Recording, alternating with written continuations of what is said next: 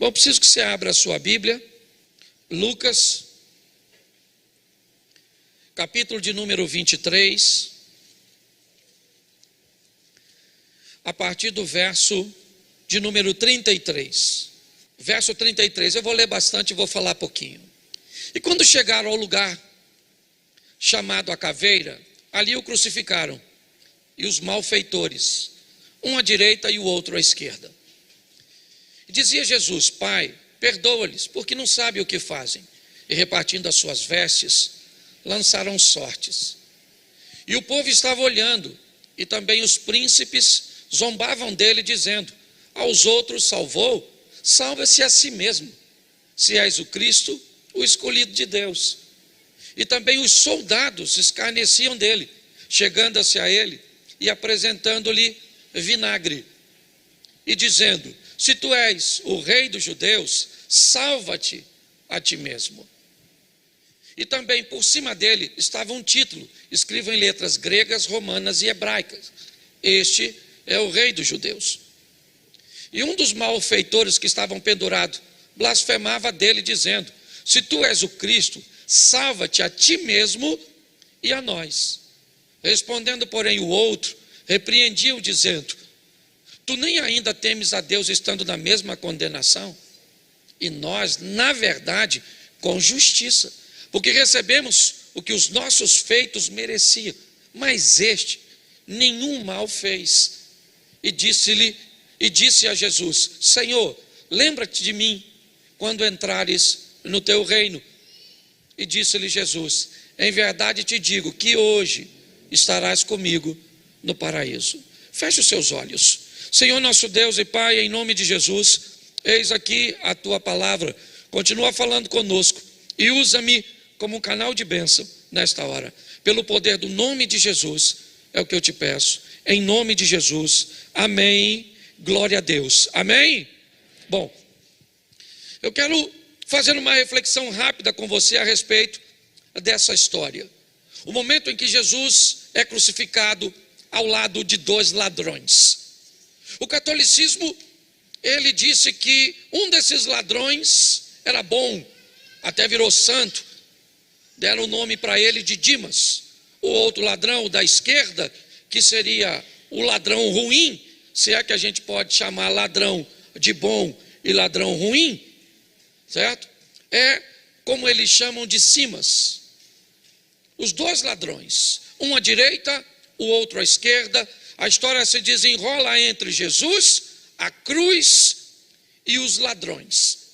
À toa eles não estavam ali, porque a morte de cruz era uma das maiores humilhações.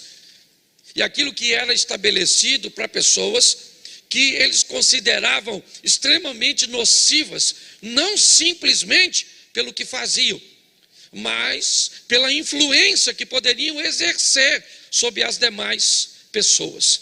Então, matar alguém daquele jeito, basicamente asfixiado, era algo que constrangia não apenas o indivíduo que morre, mas toda a sua família, e mandava uma mensagem para as pessoas que viam aquela situação: não imitem o que eles fizeram, não tentem copiá-los, porque se vocês copiarem, é para lá que vocês vão. O propósito, que não era romano simplesmente, já vinha desde a Pérsia, era um propósito não apenas de resolver um problema momentâneo, mas era de enviar uma mensagem para todos aqueles que vissem: não tentem fazer a mesma coisa, porque se fizerem, vão morrer do mesmo jeito. Era esse o tipo de mensagem, seja numa forca, como faziam os piratas, ou como eles morriam. Essa era uma mensagem que tinha o propósito de ser uma mensagem de propaganda, para que as pessoas não cometessem ou não copiassem. A mensagem é não apenas por que mataram Jesus, porque tinha uma profecia de que ele morria daquele jeito, sim, mas a mensagem é também daquele jeito para dizer para seus discípulos: parem de falar desse reino, parem de pregar a mesma coisa, porque senão vocês terão o mesmo fim. Esse era o propósito. Então chamar esses ladrões de bonzinhos é uma grande mentira. Ou, deixa eu trocar a palavra mentira, até porque eu estou colocando em xeque uma vertente religiosa. É um grande engano. Os dois ladrões são ruins, e ele não vai ficar bom porque aceitou Jesus. É isso que nós precisamos olhar. Quando olhamos para essa situação, o que nós vemos ali são as cruzes, Jesus e os dois ladrões. Me parece que o que a Bíblia diz é que duas pessoas estão diante do mesmo Salvador, único e suficiente, e tem as duas a mesma oportunidade de arrependimento. O que nós estamos vendo é a mesma história que se repete na história das duas mulheres grávidas e prostitutas do livro dos Reis, que eu usei em outra ocasião. O que tem ali? Dois pecadores, dois homens maus, que cometeram crimes, que eram passivos de crucificação. E entre eles está um indivíduo que pode salvá-lo. Não mais desta vida, porque o que eles fizeram é imperdoável aqui. Eles vão morrer, é verdade. Mas quando nós olhamos para isso, é importante nós entendermos o que é que está acontecendo entre dois homens maus. Quem é que está ali? Jesus. Na mesma condição, o que ele fez? Nada. Ele não era uma ameaça para Roma. Aliás, ele não era uma ameaça nem para os fariseus, saduceus e religiosos. Ele não queria tomar o lugar deles, ainda que sua retórica, sua maneira de falar, fazia com que as pessoas deixassem aqueles discursos vazios dos outros e caminhassem até ele. Como disse os próprios soldados, quando foram prendê-lo e voltaram de mãos vazias, disseram para seus, aqueles que haviam instruído: olha, ninguém nunca falou como aquele homem. Quando você para ouvir, não tem o que dizer desse indivíduo. Então, quando nós olhamos para tudo isso, nós vamos descobrir que havia uma oportunidade. Que oportunidade é essa? A que tem aqui. A grande verdade é que hoje aqui tem inúmeras cruzes. Inúmeras. Uma para cada um de nós. Para quê? Para pagarmos por aquilo que, segundo o ladrão, são efeitos do que fizemos. São sentença do que fizemos. Mas entre todas as cruzes, existe uma, a de Cristo, que também continua onde sempre esteve. Não mais com ele pendurado, mas ela pode nos livrar de tal sentença. E que é isso que eu quero ver com você rapidamente. Coisas que o ladrão descobriu na cruz, que tem crente que leva a vida inteira e não consegue descobrir. Primeiro, nós vamos ver a estrutura do que está acontecendo para tirá-lo da cruz. Porque enquanto o mundo físico não sabe o que está acontecendo, o mundo espiritual sabe. Então, se você olhar inúmeras vezes, quer o povo, nos príncipes, quer os soldados, quer o ladrão que está à esquerda, todos eles tentam, sem sucesso, uma coisa muito simples: tirar Jesus da cruz. Salvou a ti mesmo? Ou salvou os outros e não pode salvar a ti mesmo? Se tu és o Cristo, desça da cruz, saia daí, porque se você sair da cruz do meio, ninguém mais sai da cruz. Se Jesus abandona a cruz dele, eu ainda estaria crucificado, você estaria crucificado. Eu queria que você entendesse por isso. Quando você vê o ladrão da esquerda falar, ele é categórico: salvou né? Se tu és o Filho de Deus, salva-te a ti mesmo e a nós. Olha o que ele está dizendo: se você é poderoso mesmo, saia da cruz e me tire da cruz. É isso que ele está dizendo. Eu estou querendo descer daqui. Todas as tentativas, elas são ditas: interrompa esse processo. Porque se você continuar nisso, for morto, crucificado e ressuscitar, você quebrou o sistema. Você venceu a morte. E aí você vai ter condições de dar a vida a todos. Por quê? Porque a sua crucificação aqui é baseada em inocência. Então vamos dar uma olhadinha depois de tantas tentativas, porque eu acho que vale a pena nós olharmos isso com um pouquinho mais de carinho.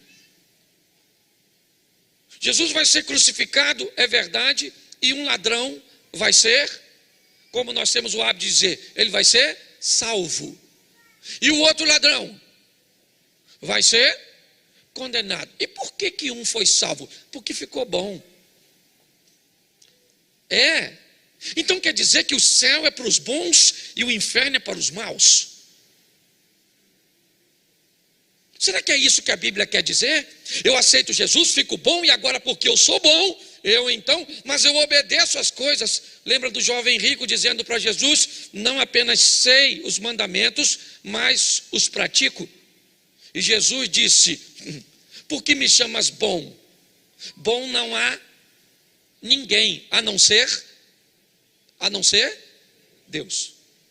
Se Jesus disse que não há ninguém bom, e olha que ainda não tinha morrido quando disse isso para o jovem rico, o que identifica que a lei ainda está valendo, e se ele obedece, isso daria para ele o adjetivo de bom. Se nós colocarmos na cabeça de que o céu é para os bons, nós vamos ter sérios problemas para seguir a nossa caminhada de fé. O que nós precisamos entender é que proposta é essa, e é isso que a maturidade nos traz. Ele não vai para o céu porque ele é bom,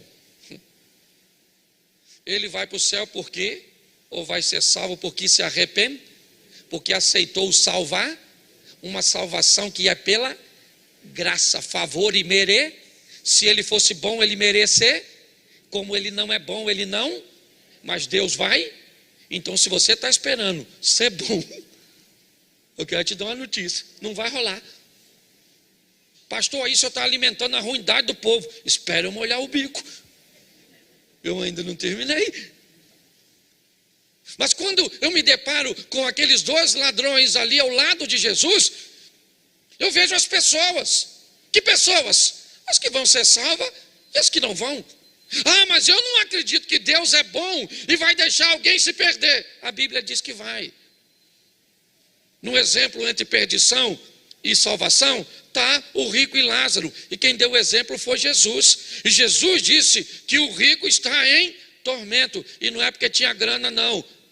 Porque logo no capítulo à frente de Lucas 19, ele entra na casa de um homem rico e disse: hoje veio a salvação a esta, porque dinheiro não leva ninguém para o inferno,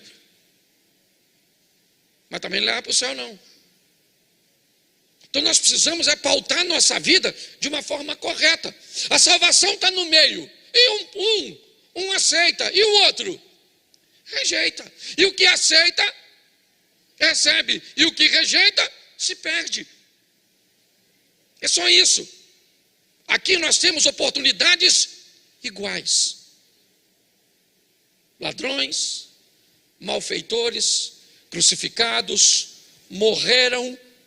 A diferença é que um não conseguiu ter um entendimento espiritual. Ele queria ser salvo, é lógico que ele queria. Mas ele disse para Jesus: se o Senhor é poderoso mesmo, é o Filho de Deus, desça dessa cruz e me tira aqui também, pô, me salva dessa enrascada que eu entrei. Ele queria ser salvo, mas ele queria uma salvação humana. Quando eu olho para o outro ladrão, ele também era ladrão. Eu não sei porque não tenho conhecimento de causa, talvez até pior do que o ladrão, da esquerda tenha feito mais atrocidades, porque isso não interfere. Eu já falei isso aqui e vou repetir só para você que está nos visitando. Tem gente que parece que tem orgulho de dizer que vai para o inferno por um motivo diferente do outro. Ah, fulano adultera. Eu adultero não, menino. Sou fiel no meu casamento. Eu só minto. Mas pelo menos não vou para o inferno por adultério, eu vou por mentira. Olha que delito. Tem gente que se orgulha pelo motivo que vai se perder. Engraçado, não é? Quando nós olhamos aqui, o que nós vamos ver? O que aconteceu aqui que fez este camarada ganhar a salvação? Ou receber a salvação, como queiram? Ter ficado bom? Que ficou bom, querido. Ninguém sabe o que ele ia fazer. Ele morreu na ocasião. Para ele ficar bom, ele deveria ter recebido a oportunidade, ele deveria ter descido da cruz, ter mostrado que agora ele estava transformado, e aí ele morria. Teve tempo? Então não vou dizer que esse cara ficou bom, e não adianta me convencer, porque para mim não ficou. Mas o que ele fez então? Aí é um caminho e um trilho que vale a pena observar.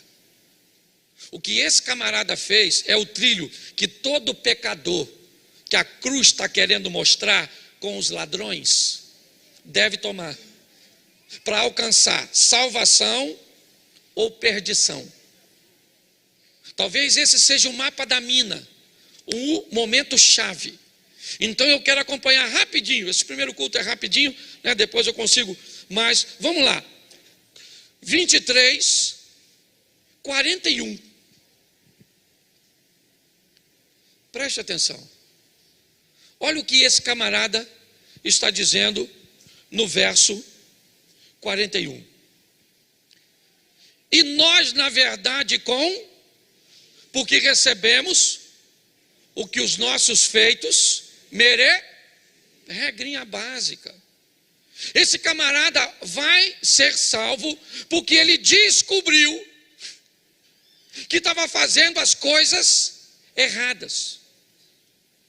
Quando ele olhou para a situação, ele mesmo diz: nós estamos aqui recebendo o feito ou o resultado daquilo que fizemos. Nós estamos aqui por merecimento. O que esse camarada está fazendo aqui é reconhecendo seu próprio pecado. Se eu quero salvação, eu preciso reconhecer que eu sou pecador. O grande problema é que às vezes, para aliviar o que eu faço, eu procuro olhar alguém que faça algo mais horrendo do que eu, pior que o meu. Então, ao invés de olhar, por isso que eu sempre digo aqui, quem encontra com Deus não tem tempo de olhar para os outros. Por isso que o profeta Isaías, quando diz: no ano em que eu vi o Senhor sobre um alto e sublime trono, a primeira coisa que eu disse foi: ai de mim. Porque diante de Deus eu não penso na minha mulher. Diante de Deus eu não consigo ver ninguém. Você só consegue ver a vida dos outros quando você está diante de Satanás. Porque Satanás é acusador, ele é perverso, ele quer denegrir, enquanto Deus quer recuperar. Quando o ladrão da cruz, da direita, diz: nós na verdade estamos aqui com justiça, ele está reconhecendo aquilo que ele fez. O texto não diz que ele fica bom. O texto só mostra arrependimento e confissão. O texto não vai dizer que ele ficou bom e que agora ele vai entrar no céu porque ele é bom. Não. O que o texto está dizendo, em primeiro lugar, é que ele reconheceu que o que ele fazia era errado e está confessando aquilo diante de Jesus. Então, quando eu reconheço que o que eu faço é errado, quando eu olho para mim e vejo o meu erro, quando o erro das pessoas não subestimam o meu, nem minimizam o que eu estou fazendo, isso significa que eu entrei no trilho da salvação. A Bíblia diz que aquele que confessa e deixa, alcança misericórdia. Quando olhamos para isso, É isso que vemos.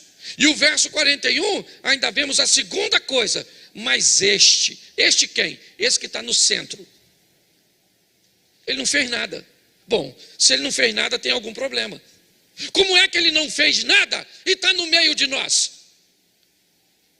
Nós estamos aqui porque merecemos. E ele está aqui sem fazer nada para estar aqui. O que esse camarada acaba de dizer é: ele é o sacrifício. Não há motivo para ele estar aqui, a não ser nos dar a vida eterna. Não tem outro propósito. Ele não merece. Então, se ele não merece, por que ele está aqui? Poderoso do jeito que é, ressuscitando pessoas, curando, repreendendo vento e mar, detentor de tanto poder. Por que é que ele está aqui? Se ele não fez mal nenhum. O que esse camarada está descobrindo, que quem está do lado dele é alguém que está morrendo por ele. Pô, pastor, se vai morrer por ele, então ele tem que sair dali vivo. E Jesus vai pagar, não no mundo físico, mas para pagar uma dívida espiritual. Se nós olharmos para isso, nós vamos entender que ele reconhece o sacrifício. Ô, gente, está lá o salmista dizendo que darei eu ao Senhor por todos os seus benefícios. Esse texto não quer falar de dar dinheiro, de dar tempo, de dar nada. O próprio salmista pergunta e depois responde: o que eu vou fazer? Que darei eu ao Senhor por todos os benefícios? Tomarei do cálice da salvação. Velho Testamento. A coisa mais preciosa que temos é olhar para a cruz e descobrir que ele era inocente e morreu por mim, sendo eu pecador. É isso que o ladrão enxerga e que a gente vive a vida inteira. E muitas vezes não consegue entender. Nós vivemos a vida inteira olhando para o pecado dos outros, ao invés de olhar para nós, ao invés de reconhecermos o que fizemos, o que estamos fazendo e que somos merecedores. Ah, mas eu me acho bom. Pois é, mas o mundo espiritual não acha. O mundo espiritual disse, Jesus mesmo disse, não há ninguém bom. Olha que o filho, o jovem rico, chamou Jesus de bom. E Jesus disse, nem eu sou bom. Ou melhor, está sendo esperado para você virar o... Mas pastor, o senhor não está dizendo é graça? É graça, mas por exemplo, só se der tempo de você se arrepender. Eu falei para vocês, eu pensei muito em salvação. O dia que eu fui fazer o exame, falei lá que deram um remédio em mim. Eu dormi pelado, acordei vestido. Não sei o que fizeram comigo. E se eu tivesse me dado aquela anestesia e não tivesse voltado? Eu já tinha que estar com o passaporte carimbado. Se não pensa, estou chegando lá. E aí, vinde bendito? Não, bendito é na outra sala. Aqui é chega aí mesmo, louco. Senta nessa cadeira pegando fogo que já vou te atender, pensa. Manda eu para o endereço errado. Você está rindo? O assunto é sério demais da conta. Quando nós olhamos para aquele texto ali, aquele ladrão descobre naquele momento que quem está do lado dele, quem é? É o Senhor. Olha que coisa. Quem é que está aqui? O Senhor. O que ele é? Inocente. E eu, culpado. E por que ele está aqui? Para me dar a salvação. É isso que esse camarada está. E por quê? Porque eu sou bom? Não. Mas porque eu vou lutar para melhorar. Para melhorar. É isso. Céu não é para bom. Céu é para ruim. Ah, pastor, mas os ruins entram no céu? Não entram porque recebe um novo corpo. Olha que beleza. Mas eu vou tentar ser bonzinho. Não tenta ser bonzinho. Tenta ser obediente. Não tenta ser bonzinho. Tenta ser honesto com o que você sente, com o que você quer. Para com essa palhaçada de ficar encobrindo. Ah, meu Deus, eu sou fraco. A carne é fraca, mas o pecado não é vitamina. Hoje caiu um valente, um homem de Deus. Hoje, pelo menos eu soube, hoje. Pensa a tristeza. Um homem bom? Não, um homem ruim. Igual a mim e a você. Mas que não conseguiu, ou conseguiu controlar só por um tempo e depois não conseguiu. Olha o desafio da vida. O que é? Nós não estamos aqui, gente, para sermos bons. Não é isso. Nós estamos aqui para sermos obedientes. Lutar contra a maldade que há dentro de mim, que o pecado colocou. E a cada dia eu vou ser mais consciente do que eu fui ontem, mais vigilante do que eu fui ontem, orar mais do que eu orava ontem, prestar mais atenção, porque nós estamos vendo gente que admiramos caindo.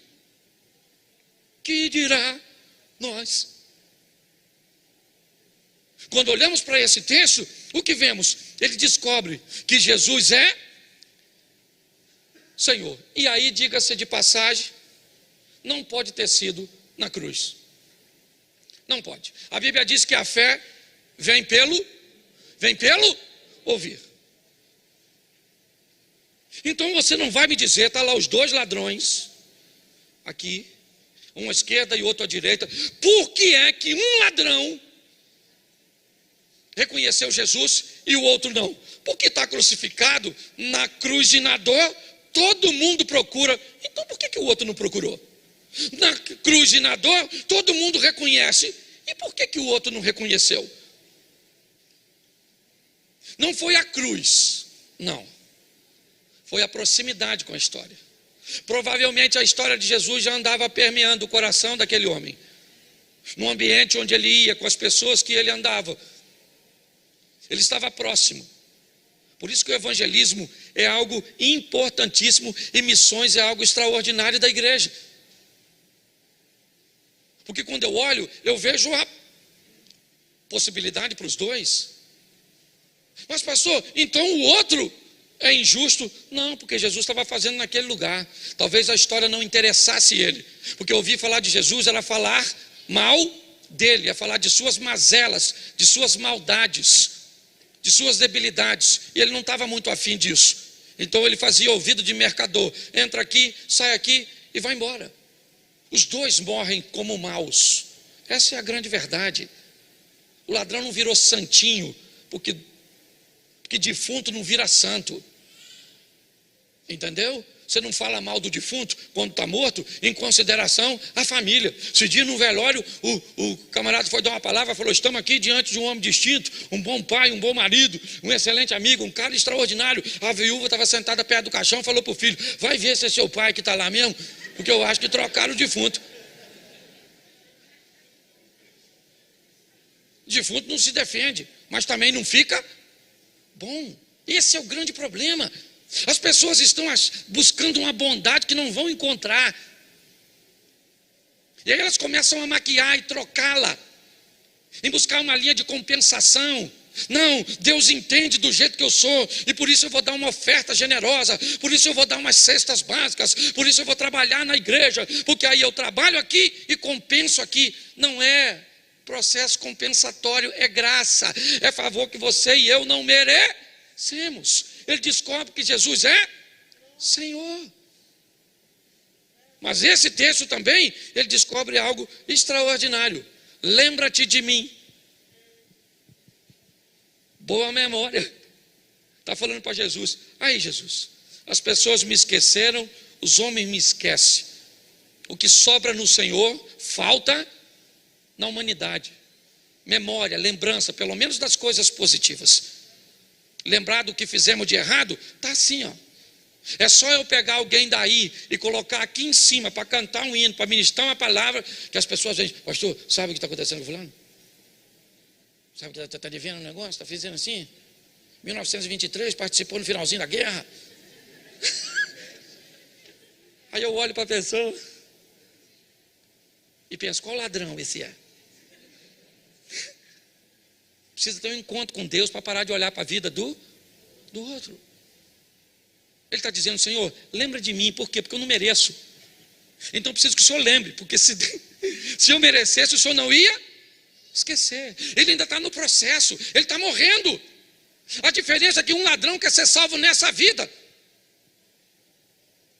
Esse é o da esquerda. E o outro já chegou à conclusão que aquela vida foi embora. E ele pede a outra salvação. Porque ele entende que o momento ali não tem mais a ver com o mundo físico. Ele já viu que Jesus é poderoso, sabe que ele pode descer da cruz, mas ele não vai. E por que ele vai fazer se ele é inocente e filho de Deus? Porque ele é o sacrifício, e é isso que ele vai mostrar para todos nós. Mas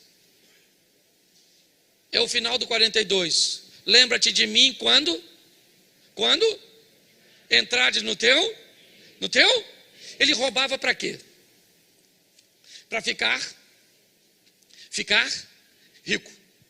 Ele roubava para ficar rico, para conseguir comprar boas coisas, para fazer uma casa excelente, para conseguir, andar num carro bom, comer boas comidas, usar, boas roupas, melhorar seus relacionamentos interpessoais e provavelmente enriquecer de uma tal forma que um dia pudesse sentar ao lado de César.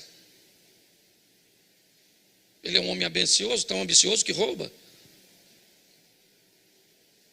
O que ele queria? Provavelmente estar um dia no mundo dos vivos, sentado num banquete do lado de um imperador, de um rei, vamos dizer assim, ainda que Roma não tinha monarquia, mas de um imperador. Isso é o que queria os dois ladrões. O outro continua querendo e está preocupado em descer daquela cruz e prosseguir a vida. Só que o outro descobriu que quem estava do lado dele também era rei. Só não era rei neste mundo. Ele era rei, ele tinha um reino. E por isso ele diz: Senhor, lembra de mim quando o Senhor entrar no teu reino. Esse homem consegue me mostrar, sabe, que ele lutou tanto para viver e ter a oportunidade de estar do lado de um rei, e agora ele tem a oportunidade de fazê-lo e não vai deixar isso passar.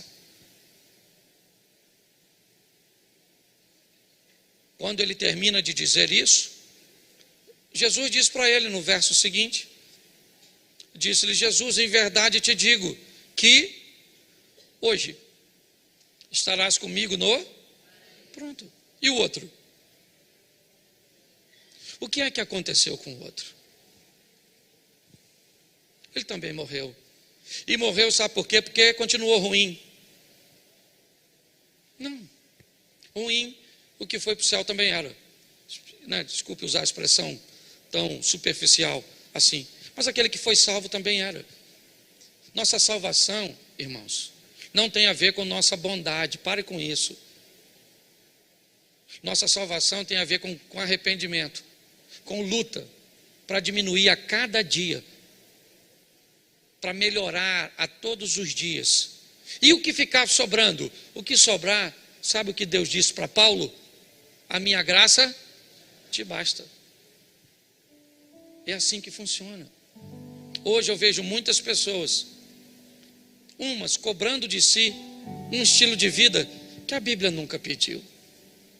Outras acreditaram tanto nisso que buscam um ambiente compensatório para enganar a si mesmo.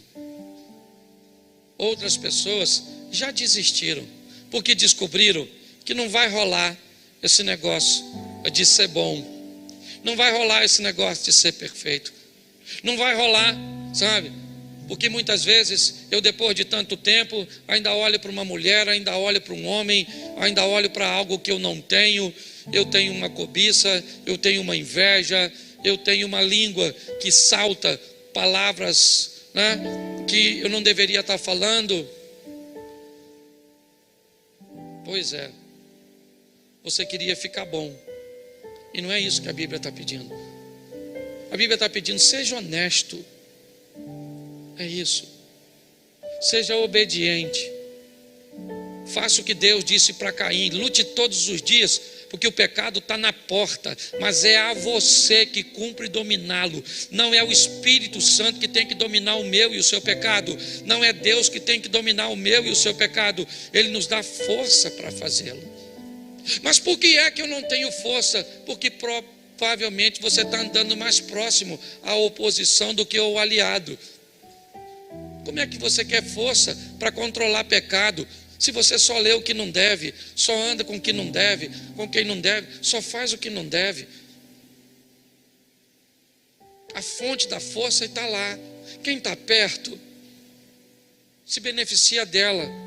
Quem está longe se prejudica pela ausência dela. Pare de querer ser perfeito. Pare de querer enganar você mesmo. Por detrás de roupas, por detrás de comportamentos que muitas vezes não tem nada a ver com a sua realidade, é apenas algo para enganar as pessoas. Mas nós não enganamos o mundo espiritual.